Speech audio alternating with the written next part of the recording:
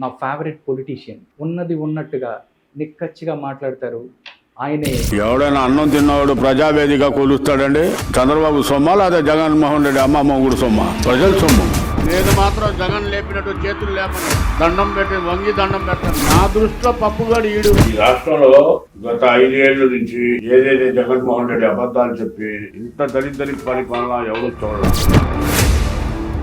ఆదాయం 0, ఖర్చు మాత్రం అప్పులు చేసి పెడుతున్నాడు.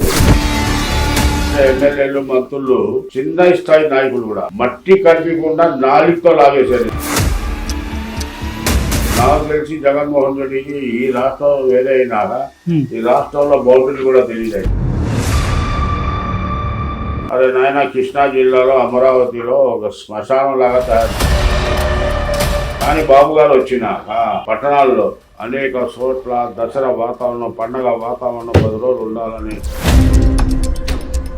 పశ్చిమం నుంచి అభ్యర్థి ఎవరు అని ఉంది. జలీల్ ఖాన్ పోటీ చేయబోతున్నారా? చంద్రబాబు హయాంలో నేను ఎమ్మెల్యే ఉన్నప్పుడే జరిగింది. ఈ పశ్చిమ నియోజకవర్గంలో ఆయన సంపాదించుకున్నంత సంపాదన చరిత్రలో ఎవరు అంత అవినీతి చేశారా? ప్రతి చోట 2 షాపులు తీసేసుకున్నారు. మీరు పెట్టిన భిక్ష అంటారు. అంతే. విజయవాడలో చాలా మంది 90 మందికి నేను పెట్టిన భిక్షే. జగన్మోహన్ రెడ్డి గారు కాంగ్రెస్ కి వెన్నుపోటు వచ్చి మామూలుగా చచ్చిపోతే రాజశేఖర్ గారికి ఇంత మైలేజ్ వచ్చేది కాదు, సింపతి వచ్చేది. సార్, మీరు రాజశేఖర రెడ్డి గారితో కూడా కలిసి పనిచేశారు. వాళ్ళ కొడుకు జగన్మోహన్ రెడ్డి కూడా చూశారు. ఏంటి సార్ ఇద్దరికి డిఫరెన్స్ ఏంటి? అది పర్సనల్ విషయాలు మాట్లాడడం చాలా ఉన్నాయి.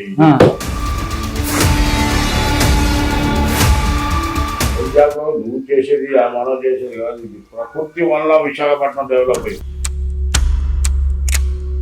అంటే సాఫ్ట్వేర్ డెవలప్ చేస్తా ఉన్నారు, కంపెనీస్ తీసుకొస్తాము. ఉన్న కంపెనీలే వెళ్ళిపోతే ఇంకా సాఫ్ట్వేర్ వస్తాయి. ప్రభుత్వం అసలు మైండ్ లేని పరిపాలన జరుగుతుంటే. నిజం చెప్పాలంటే తెలుగుదేశం పార్టీకి 125, 130 సీట్లు వితౌట్ కూటమి వస్తుంది. జనసేన లేకుండానే వస్తుంది. పార్టీకి అంత ఉంది. కుటుంబంలోనే బాబాయిని చంపేసి ఇద్దరు బహిరంగంగా తిరుగుతున్నారు. బలవంతంగా అన్యాయంగా చంద్రబాబు లోపలేశారు.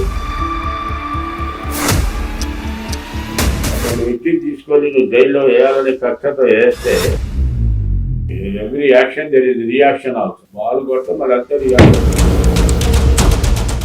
అందరికీ నమస్కారం, వెల్కమ్ టు భారతీ మీడియా. అందరికీ నమస్కారం, వెల్కమ్ టు భారతీ మీడియా. ఈరోజు నేనున్నాను నా ఫేవరెట్ పొలిటీషియన్. ఆయన నార్మల్గా పొలిటీషియన్స్ అనగానే ఫిల్టర్ ఉంటుంది. ఇక్కడ ఫిల్టర్ వేసుకొని మాట్లాడతారు. ఏం మాట్లాడితే ఏమవుతుందో ఏంటని మాట్లాడతారు. బట్ ఆయన మాత్రం ఆయన ఫిల్టర్ ఉండదు. ఉన్నది ఉన్నట్టుగా నిక్కచ్చిగా మాట్లాడతారు. ఆయనే మాజీ శాసనసభ్యులు, విజయవాడ పశ్చిమ నియోజకవర్గ మాజీ శాసనసభ్యులు జలీల్ ఖాన్ గారు. జలీల్ ఖాన్ గారితో మాట్లాడదాం. 2024 ఎలక్షన్లు పశ్చిమంలో, విజయవాడ పశ్చిమంలో ఎలా ముందుకెళ్ళబోతున్నారు, ఎలా టార్గెట్ చేయబోతున్నారు, ఎలా గెలవబోతున్నారు అని తెలుసుకుందాం. నమస్కారం జలీల్ ఖాన్ గారు. సార్, ఎలా ఉన్నారు సార్? తమ్ముడు, చాలా రోజులైంది సార్ మిమ్మల్ని చూసి. మీరు నా ఫేవరెట్ పొలిటీషియన్. ఎందుకంటే అందరూ నార్మల్గా ఏదో మాట్లాడతారు, ఫిల్టర్తో మాట్లాడతారు, ఉన్నది ఉన్నట్టు మాట్లాడరు. బట్ మీరు మాత్రం ఉన్నది ఉన్నట్టు మాట్లాడతారు. సార్, 2024 ఎలక్షన్స్లో విజయవాడ పశ్చిమంలో తెలుగుదేశం పార్టీ ఎలా ముందుకెళ్తుంది? ఈ రాష్ట్రంలో గత 5 ఏళ్ల నుంచి ఏదైతే జగన్మోహన్ రెడ్డి అబద్ధాలు చెప్పి ప్రజల్ని నమ్మించి సార్ 151 మంది ఎమ్మెల్యేలు గెలిచారో వారి పరిపాలన పట్ల ఏ రకంగా ఇబ్బంది పడ్డారో ప్రజలు రాష్ట్ర చరిత్రలో, ఉమ్మడి రాష్ట్రంలో కానీ ఇది వేరే అయినా కానీ ఇంత దరిద్ర పరిపాలన ఎవరు చూడాల. ఓకే. పరిపాలన అంటే రాష్ట్రానికి ఆదాయం తీసుకొచ్చే ప్రయత్నం చేయాలి ప్రభుత్వం. దాంట్లో సంక్షేమ కార్యక్రమాలు చేయాలి. ఆదాయం 0, ఖర్చు మాత్రం అప్పులు చేసి పెడుతున్నాడు. 100 మందికి ఇవ్వాల్సి ఉంటే 40 మందికి ఇస్తున్నాడు సంక్షేమ కార్యక్రమాలు. ఆ టీవీలో ప్రచారం చేసుకున్నారు.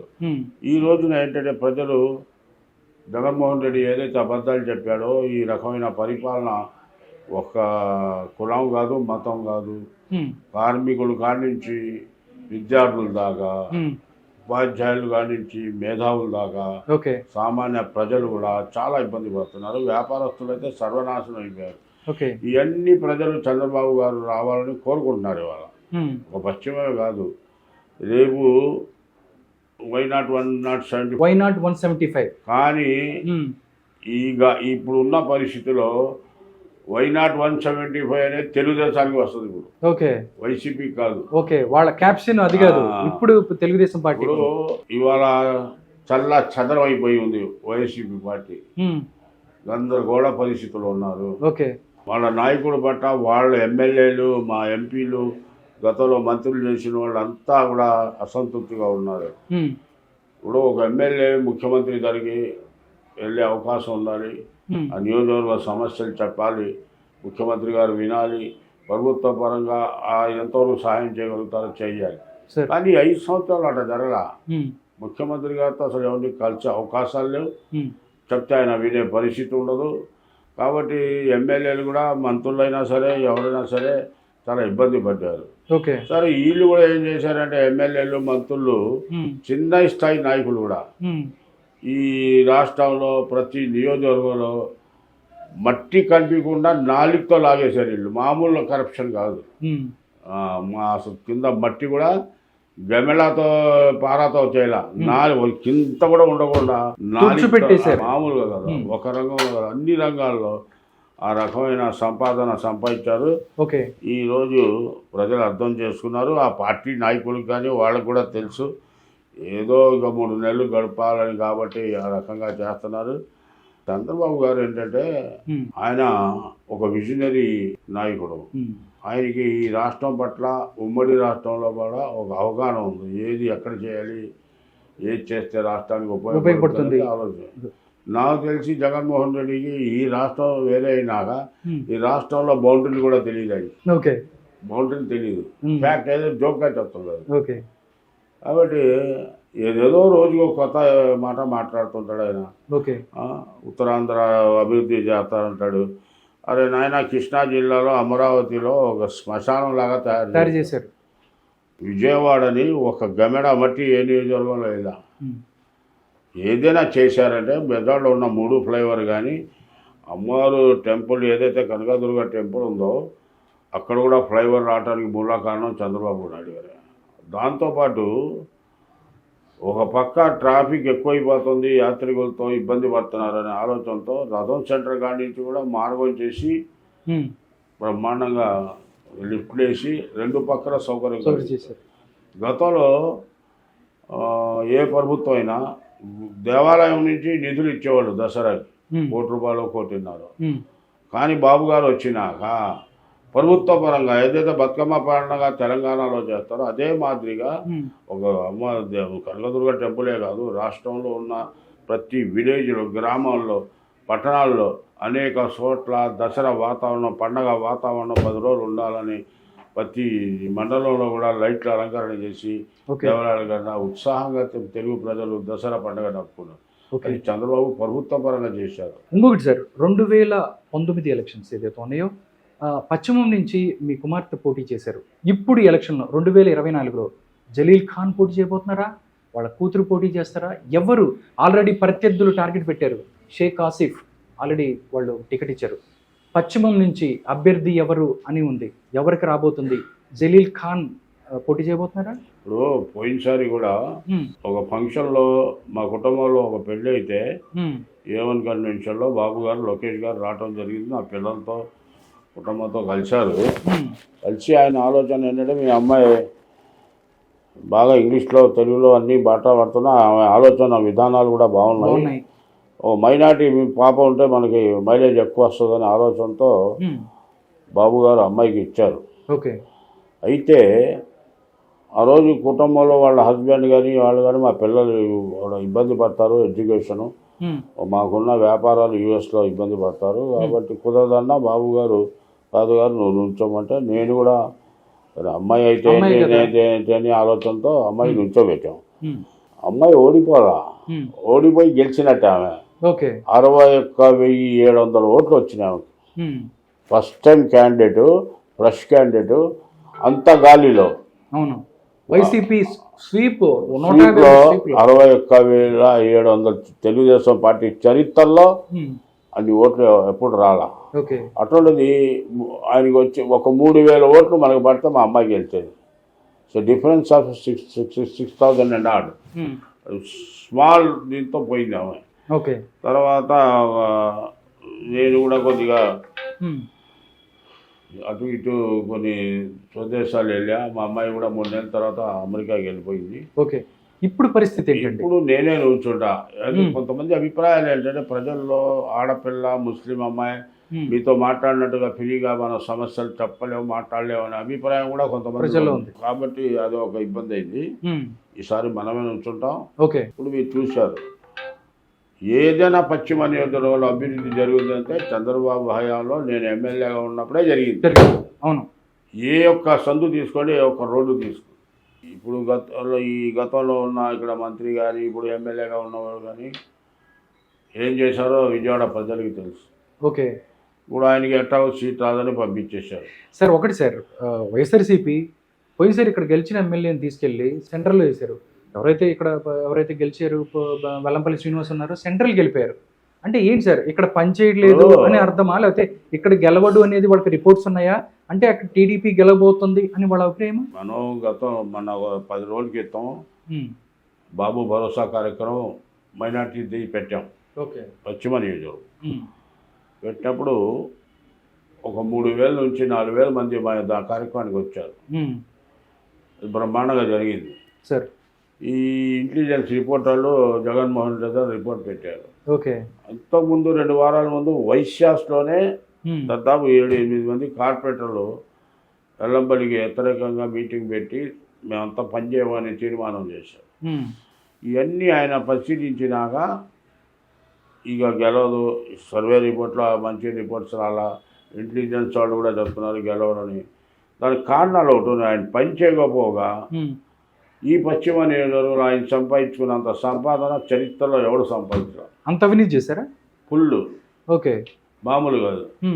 రాష్ట్రంలో ఉన్న దేవాదాయ శాఖ సంబంధించిన ఏదైతే ఉన్నాయో హౌసింగ్ కానీ లేకపోతే షాపింగ్ కాంప్లెక్స్ ప్రతి చోట ఆయనకి 2 షాపులు 3 షాపులు తీసుకుంటాం జరిగింది. కాబట్టి అంత అవినీతి పరుడు ఇంత డబ్బు సంపాదించిన వాడు లేడు.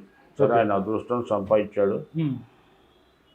కాబట్టి ప్రభుత్వం కూడా ఈ పనితీరు ఆయన కరప్షన్ ఆయన మీద ఉన్న వ్యతిరేకత చూసి ఆయనకి సార్ ముస్లిం ఓట్లు విజయవాడ పశ్చిమంలో 55,000 దాకా ఉన్నాయని చెప్తున్నారు.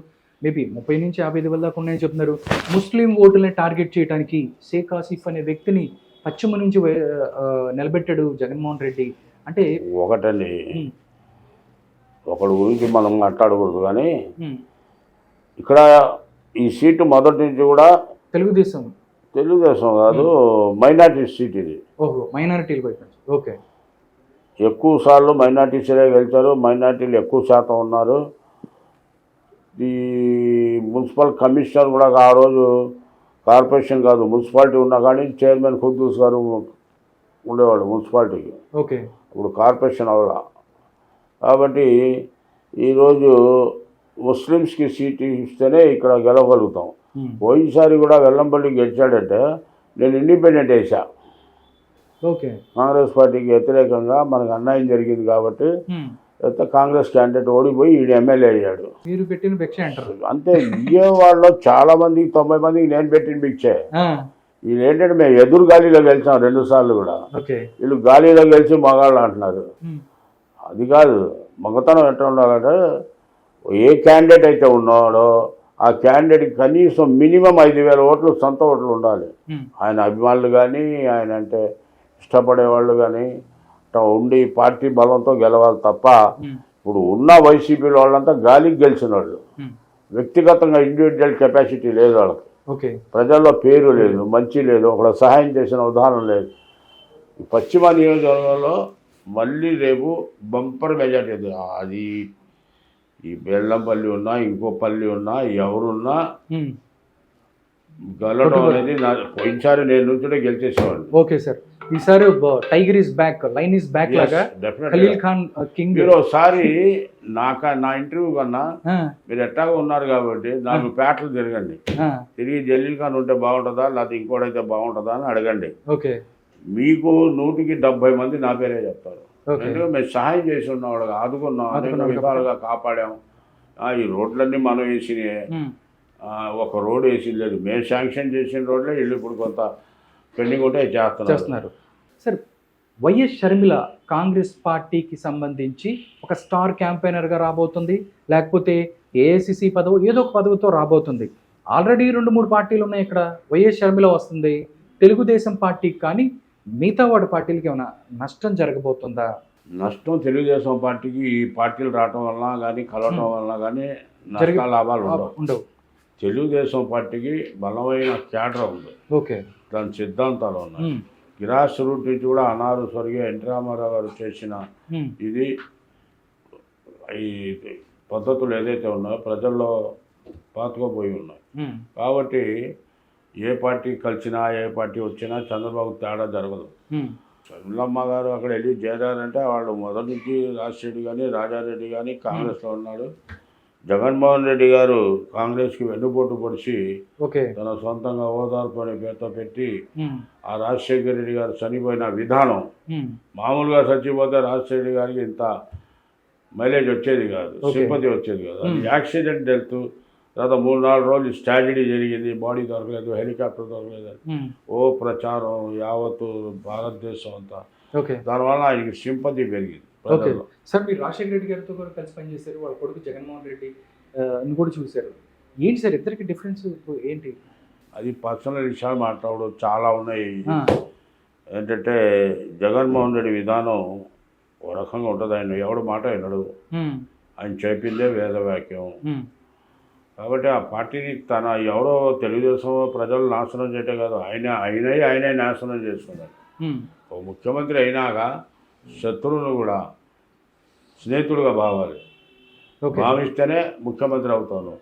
నావాడు మావాడు ఉండదు, రాష్ట్ర యావత్తు ప్రజానికం నీ ప్రజలే. అసలు ప్రజావేదిక కూల్చాల్సిన అవసరం నీకేముంది? చంద్రబాబు గారు ఓడిపోయారు, అది నువ్వు ఉపయోగించుకో. చంద్రబాబు గారు ముట్టుకుని చేసి నేను వెళ్ళవా? ఇప్పుడు నువ్వు సెక్రటరియట్లో కూర్చుంటున్నావు, చంద్రబాబు గారు తయారు చేసింది కూడా అది కూడా పగలు కొట్టేస్తావేటి? ఓకే, రామ్ గోపాల్ వర్మ అని ఒక డైరెక్టర్ ఉన్నారు, వ్యూహం సినిమాతో అసలు ఆయన గురించి మాట్లాడుకుంటావు కానీ ఆయన పెద్ద చేసినట్టు అవుతాం. Is not countable person. Okay, అంటే కేసులు పెడుతున్నారు అందరి మీద, కొలికిలిపూడి శ్రీనివాసరావు గారి మీద. ఏమండి కేసులు ఎన్నాళ్ళు అవుతాయి? 4 ఏళ్ళ తర్వాత ఉల్టా కేసులు పడతాయి. కేసుల వల్ల ఆయన ఉరి తీసేస్తారేంటి? ఓకే, రాజకీయాల్లో వచ్చేవాడు కేసులకి అన్నిటికీ సిద్ధమై ఉండాలి, అర్థమైందా? దేనికైనా సిద్ధమై ఉండాలి. దెబ్బలు కొడతమే కాదు, దెబ్బలు తింటం కూడా నేర్చుకోవాలి రాజకీయాల్లో. ఓకే సార్, వైసీపీ పార్టీలో అసలు ఏం జరుగుతుందో తెలియట్లేదు. 92 వరకు స్థానాలు మారుస్తూ ఉంటున్నారు, ఎంపీలను ఎమ్మెల్యేలు, ఎమ్మెల్యేలు ఎంపీలుగా మారుస్తున్నారు. అంటే వైసీపీలో భయం స్టార్ట్ అయింది అనుకోవచ్చా? మీకు విషయం చెప్తా ఏంటంటే వాళ్ళు మారుస్తాం చేయటం తర్వాత ఇప్పుడు ఉన్న 151లో దాదాపు 30-40 మంది బయటికి వెళ్ళే పరిస్థితి ఉంది. అది చూసుకోమనండి ముందు. మొత్తం ఖాళీ అవుతుంటారా? ఖాళీ అవుతుంది కదా. విష్ణు రాజీనామా చేశాడు, మన సొంత మనిషి వాళ్ళకి ఆర్కే మంగళగిరి రామకృష్ణ రాజీనామా చేసింది. అంటే చాలా మంది ఉన్నారు. ఇంకా ఇప్పుడు రాజమండ్రిలైనా దొంగ అంటారు, విజయవాడలో అయినా దొంగ అంటారు. అక్కడ చల్లని రూపాయి ఎక్కడ ఉపాయం కాదు, అక్కడ దొంగ ఇక్కడ దొంగ తీసుకొచ్చి బెదాలో సరి చేస్తాడు, కుదురుద్దా? సార్, అమరావతికి సంబంధించి అమరావతిని రాజధానిగా తెలుగుదేశం పార్టీ ఒకవేళ గెలుస్తున్నట్టయితే అమరావతిని రాజధానిగా ముందుకు తీసుకెళ్లే ప్రయత్నం జరుగుతుందా? ఏం చెప్తారు మీరు? చంద్రబాబు గారు ఆలోచన ఏంటంటే రాష్ట్రం వేరే అయినా ఈ రాష్ట్రానికి ఒక ఆదాయం అంటూ లేదు. చంద్రబాబు గారు ఏంటంటే కొత్త సిటీ తయారు చేయాలి. ఇంతకుముందు ఆఫీస్ నుంచి హైదరాబాద్ చార్మినార్ వరకే, దాని తర్వాత ఆయన సైబరాబాద్ ఇవన్నీ తయారు చేసేటప్పుడు హైదరాబాద్కి మొత్తం తెలంగాణ ఒక ఎత్తు, హైదరాబాద్ సిటీ ఒక ఎత్తు, పిచ్చి ఆదాయం వచ్చింది. చంద్రబాబు గారు ఆలోచన కూడా ఏంటంటే కొత్త కాంప్లెక్స్లు, కొత్త హోటల్స్, కొత్త మనుషులు ఇతర రాష్ట్రాల నుంచి రావాలి, విదేశాల నుంచి రావాలి, దీన్ని ఒక బ్యూటిఫుల్ సిటీగా తయారు చేస్తే రాష్ట్రానికి మంచి ఆదాయం వస్తుందని ఆయన ఆలోచన. అది అది వాస్తవం కూడా. వీళ్ళు ఏం చేశారంటే మొదట్లో ఉప్పుకొని చంద్రబాబు క్రెడిట్ వస్తుందని ఉమ్, ఇవన్నీ అంత ఎవడు ఇస్తారండి? ఈరోజు అన్నదమ్ములు గజ వస్తారని ఇవ్వట్లా. ఉమ్, ఇన్ని వేల ఎకరాలు రైతులు 3 పంటలు పండే భూమి అది ఉమ్, ఇస్తే ఆనందంగా ఆ రోజు అసెంబ్లీలో శాసనసభలో జగన్మోహన్ రెడ్డి కూడా మంచి కార్యక్రమం ఒప్పుకొని ఇంకా ఏదైనా ఉంటే తీసుకొని సరిపోదు అన్నట్టుగా మాట్లాడి ముసలిలాగా మాట మారుస్తే దానికి ఎవడు బాధ్యత? ఓకే. నువ్వు చేసి ఈ రాష్ట్రాన్ని సర్వనాశనం చేయాలనుకుంటావు. ఉమ్, వైజాగ్ ఉంది, వైజాగ్లో నువ్వు చేసేది మనం చేసేది కాదు, ఇది ప్రకృతి వల్ల విశాఖపట్నం డెవలప్ అయింది. ఉమ్, అక్కడ హార్బరు, పోర్టు ఇవన్నీ ప్రకృతి వల్ల జరిగింది ఓకే. మొదటి నుంచి కూడా. దాని తర్వాత దాని తగ్గ ఇండస్ట్రీస్ వచ్చినాయి. ఓకే. అక్కడ హార్బర్ ఉంది కాబట్టి తగ్గదు. ఓకే. దాన్ని డెవలప్ చేసేది ఏముండదు. విశాఖపట్నం కూడా ఏంటంటే పెద్ద సిటీ కాదు. ఓకే. ఒక పక్క ఏమో కొండ, ఒక పక్క ఏమో సముద్రం. సముద్రం. నేరో దత్తు విశాఖపట్నంలో స్థానిక ప్రజల కన్నా మైగ్రేషన్ ఎక్కువ ఉన్నారు. అవును. ఒరిస్సా వాళ్ళు కానీ, వెస్ట్ బెంగాల్, గుజరాత్, నార్త్ వాళ్ళు కూడా చాలా ఎక్కువ మంది ఉన్నారు. అన్ని కూడా ఉన్నారు. మన వాళ్ళు తక్కువ. ఉమ్, ఇంకా అక్కడ డెవలప్ చేయాల్సిన అవసరం లేదు. ఈయన ఏమంటాడంటే డెవలప్మెంట్ అంటే కొత్త ఆదాయం విశాఖపట్నానికి ఏ రకంగా తీసుకొస్తావు నువ్వు చెప్పాలంటే అన్నీ ఉన్నాయి అక్కడ. ఉమ్.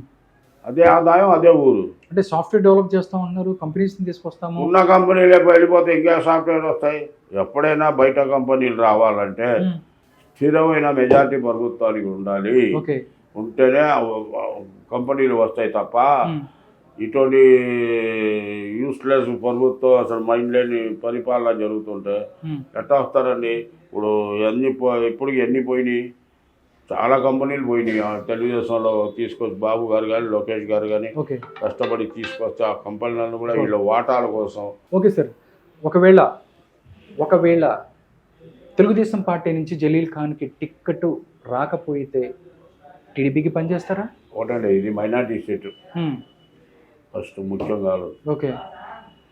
జలీల్ ఖాన్ అనేవాడు పార్టీ బలంతో గెలిచే వ్యక్తి కాదు. మా ఇండివిజువల్స్ ఉమ్, ఓటింగ్, సొంత పార్టీ శక్తి. బలం, పార్టీ బలం. ఉమ్, నా లైఫ్లో నా కుటుంబం మీద మచ్చ లేదు. డబ్బులు తీసుకున్నాడు, ఈ స్థలం కొట్టేశాడు, ఉమ్, అట్లా పరిష్కారాలు చేశారనే మాట మా మీద ఏదైతే ఎవరు చూపించలేదు. ఓకే. అందరికీ సేవ చేసాం, ప్రజలకి సేవ చేసాం. ఇవాళ వంటల్లో కొద్దిపాటి వర్షం పడితే నీళ్ళు ఆగిపోయేది ఇక్కడ దాకా. ఉమ్, అటువంటి వంటల్లో పశ్చిమ నియోజకవర్గంలో చంద్రబాబు గారు పుణ్యం అంటూ అవుటర్ ఫాల్ ట్రైన్ ఉమ్, ఊర్మిళ నగర్ కాడి నుంచి నైజాం గేట్ దాకా చేస్తే, ఉమ్, రైలు పట్టాల నుంచి వేస్తే ఉమ్, ఎవరో సుక్క నీళ్ళు ఆగట్లా. ఓకే. ఇంత చేసినాక ప్రజలు మర్చిపోతారా? సీట్ రాకుండా ఎవరికి ఇస్తారు సీటు చెప్పండి? గెలిచే గుర్రాలకి ఇస్తారు కానీ గెలవని గుర్రాలకి ఏ పార్టీ అయినా ఇస్తుందా? వాళ్ళు సర్వేలు ఉంటాయి, ఉమ్, సర్వేలు చూసుకొని ఇస్తారు. ఉమ్, మైనార్టీ ఓకే. ఇవన్నీ ఉంటాయి కదా, ఉమ్, అనుభవం.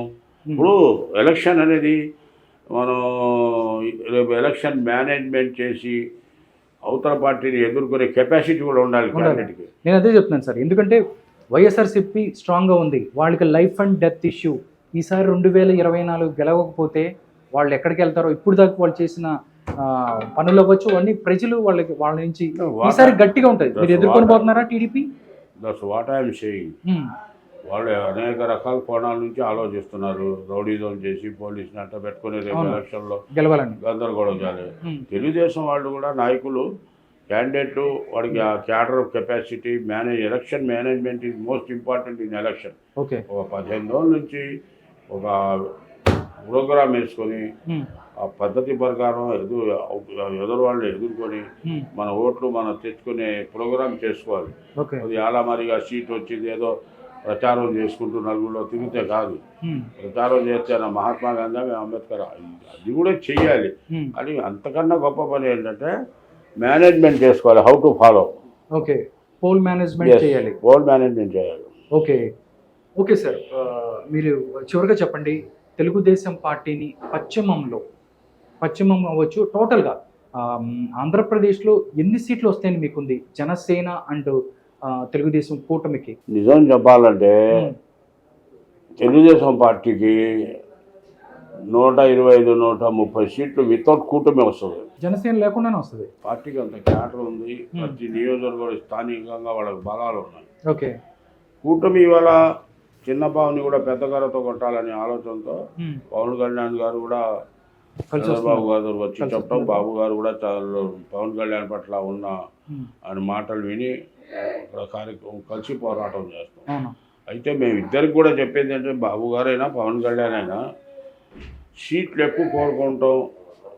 అది బాబు గారైనా పవన్ కళ్యాణ్ గారు ఓకే గెలిచే సీట్లు మీరు ఏ ఉద్దేశంతో అయితే కలిసి పనిచేస్తున్నారో అది ముఖ్యంగా గమనించి గెలిచే సీట్లే కాంప్రమైజ్ చేసుకోవాలి, కానీ ఊరికనే సంఖ్య తీసుకొని మళ్ళీ అవతల వాళ్ళకి ఆ సీట్లు పోయినట్టుగా చేయకూడదు. ఓకే సార్, ఆంధ్రప్రదేశ్ మొత్తంగా వైసీపీ గవర్నమెంట్ వచ్చిన తర్వాత 67 మైనారిటీలు 67 మందిని చంపేశారు. ఫైట్ ఏ విధంగా చేశారు సార్? అదే కదండి, మేము ఇప్పుడు ఈ 4.5 సంవత్సరాల కూడా ఇప్పుడు గతంలో కన్నా తెలుగుదేశం పార్టీకి మైనారిటీలు ఎక్కువ శాతం కొద్దిగా ఈ మధ్యకాలంలో బాగానే తెలుగుదేశం పట్ల ఆకర్షిస్తున్నారు. ఇప్పుడు జగన్మోహన్ రెడ్డికి ఎస్సెట్ ఓటింగ్ ఏంటి? మైనారిటీసు, ఎస్సీలు, దళితులు, ఈ 3 రెడ్లు 4 ఎస్సెట్ ఆయనకి. ఓకే, ఆయన బీసీ అంటాడు కానీ బీసీ అయిన ద్వారా ఎవరు సీన్ లేదు. ఈ 4 ఎస్సెట్ ఈ ఓట్లు వేసిన వాళ్ళకే కొడుతున్నారు, చంపుతున్నారు, వాళ్ళ ఆస్తులు లాగేస్తున్నారు. ఆ దళితులు కూడా వ్యతిరేకత వచ్చి ఉన్నారు. ఓకే, ఇప్పుడు మీరు చూస్తున్నారు కదా, ఇప్పుడు మీ బిడ్డని అంటుంటాడు. నీ సొంత తల్లినే పంపించేస్తే మీ తల్లికే బిడ్డ, నువ్వు బిడ్డ తల్లి కాదంటుంటే ఇక మీటింగుల్లో మీ బిడ్డని అంటే ఎట్లా నమ్ముతారు చెప్పండి? ఇది హౌ పాసిబుల్? పక్కన కూర్చోబెట్టి చెల్లిని కూడా నేనే శాశ్వత అధ్యక్షుడని చెప్పించాడు. రాజకీయాల్లో అసలు చట్టం కూడా ఒప్పుకోదు శాశ్వత అధ్యక్షుడు అనేది. ఏ పార్టీ అయినా సంవత్సరానికో 2 సంవత్సరాలకు ఎలక్షన్ నువ్వే గెలుస్తావు, నువ్వే అవుతావు. కానీ అది నానిమస్గా నువ్వు పబ్లిక్ మీటింగ్లో చేయకుండా, ప్రాసెస్ చేయకుండా శాశ్వత అధ్యక్షుడిని తల్లిని పక్కన కూర్చోబెట్టి చెప్తే నువ్వు తల్లిని అవమానం చేశావు. ఆ తల్లిని అవమానం చేసినవాడు మీటింగ్లో వద్దాగా మీ బిడ్డని దేవుడు సాయిది మీద ఏంటి మాటలు? దేవుడి దయ మీ కరుణ చేశాడు దేవుడు. ఇప్పుడు దేవుడు చేస్తాడు. ఇప్పుడు దేవుడికి ఏ కులం అయినా ఏ మతం అయినా ఆదరిస్తుంది, పూజలు చేసుకుంటుంది, నమ్ముతుంది. ఇలాంటి పాపిష్టి పనులు చేస్తే దేవుడు సహకరిస్తాడా? ఓకే చెప్పండి. నీ కుటుంబంలోనే బాబాయిని చంపేసి ఇంతవరకు బహిరంగంగా తిరుగుతున్నారు. బలవంతంగా అన్యాయంగా చంద్రబాబు లోపలేశారు. ఈ పాపాలన్నీ ఊరుకొని పోతాయా? అది ఇంత వయసులో ఇంత అనుభవం, 3 సార్లు ముఖ్యమంత్రి చేసినవాడు, అక్కడ అస్సలు సీన్ ఏమి లేదు, అక్కడ ఈ పైసా దొరకలా, నీకు అక్కడ సాక్ష్యాలు లేవు. అటువంటి వ్యక్తిని తీసుకొని నువ్వు జైల్లో వేయాలనే కక్షతో వేస్తే every action there is reaction also. అవును, బాల్ కొడితే మళ్ళీ అంతే రియాక్షన్ అవుతుంది. ఓకే, ఆయన కూడా అంతకుముందు చెప్పాడు, ఒకసారి ఆయన కొట్టాడు. బాబు గారు ఏంటంటే తగులు గొడవలకి చేసే మనిషి కాదు ఆయన. ఏది ఉన్నా లోకేష్ గారు ఉంటారు, ఇక మా తెలుగుదేశం నాయకులు ఉంటారు. వాళ్ళు పడిన బాధలు వాళ్ళు మర్చిపోలేరు. కాబట్టి రియాక్షన్ తెలియదు, రియాక్షన్ డెఫినెట్లీ రియాక్షన్ ఉంటుంది. ఓకే సార్, పశ్చిమంలోంచి పసుపు సైన్యాన్ని ఏ విధంగా సమాయత్తం చేయబోతున్నారు? చివరిగా మీరు పశ్చిమ నియోజకవర్గ ప్రజలకు కావచ్చు, ఆంధ్రప్రదేశ్ ప్రజలకు మీరేం చెప్తారు? మీరు చూస్తారు కానీ ఈ రాష్ట్రంలో మొట్టమొదటి సీటు దాదాపు 25,000 మెజార్టీతో గెలిచే సీటు అనౌన్స్ అయిపోయేది విజయవాడ పశ్చిమం. చంద్రబాబు గారికి ఒక కానుకగా ఇస్తాం. Okay, that's all. Yes. Okay sir, మీకున్న కాన్ఫిడెన్స్ చూస్తే డెఫినెట్గా confidence. Okay, voice of the public voice ఇది. Vijayawada west public voice Jaleel Khan ఉంటేనే గెలుస్తాడు. Okay, Vijayawada public voice Jaleel Khan అభ్యర్థి అయితే విజయవాడ పశ్చిమంలో తెలుగుదేశం పార్టీ గెలుస్తుంది, పసుపు జెండా ఎగురుతుంది అని జలీల్ ఖాన్ చెప్తున్నారు. ఆ విధంగా పార్టీ శ్రేణులు సమాయత్తం చేసి ముందుకు వెళ్తాము. డెఫినెట్లీ మొట్టమొదటిగా 2024 ఎలక్షన్లో మొదటి సీటు దగ్గరగా 25,000 మెజారిటీతో 25,000కు పైగా మెజారిటీతో తెలుగుదేశం పార్టీని గెలిపించి ఫస్ట్ సీట్ని చంద్రబాబు నాయుడికి బహుమతిగా ఇస్తారని చెప్తున్నారు. చూద్దాం రానున్న కాలంలో ప్రజలు ఏ విధంగా ముందుకెళ్ళిపోతున్నారు, ప్రజా పల్స్ ఏ విధంగా ఉంది, ఎలాంటి నాయకులను ఎన్నుకోబోతున్నారు, ఎలాంటి ముఖ్యమంత్రిని ఎన్నుకోబోతున్నారో చూద్దాం. Thank you so much Jaleel Khan garu. All the best. మీకు కూడా నమస్కారం.